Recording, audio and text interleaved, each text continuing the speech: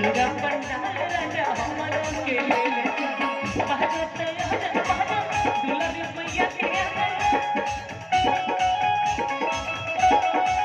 बाजत आजन बाजत दुलारी मैया के आंगन फेर हंसाल राजा हमारो के ले ले दुर्गा पंडाल राजा हमारो के ले ले दुर्गा पंडाल राजा हमारो के ले ले जाने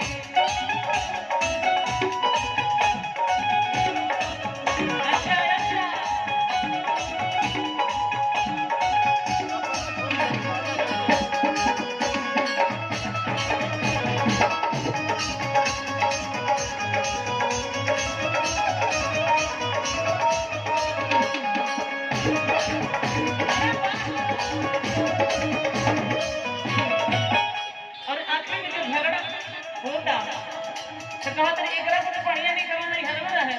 सही बात है अरे कि कैसे कहा तरी भाग से भगवती के द्वार के हो जाला हितया नसित कछि भयो के बुझाला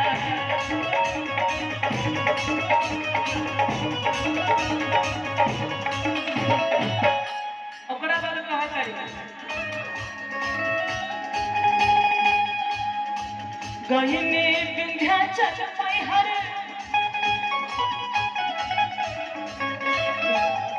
रही के जिया मना नहीं हर चुमन लेके ना संगा हमरो के ले चली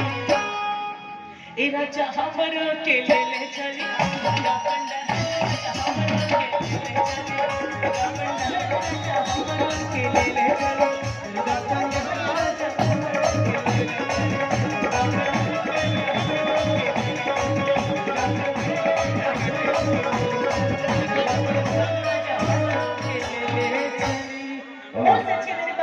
एगो हमारा दिल के करीब रहे वाला बड़े भैया गोपाली बाबा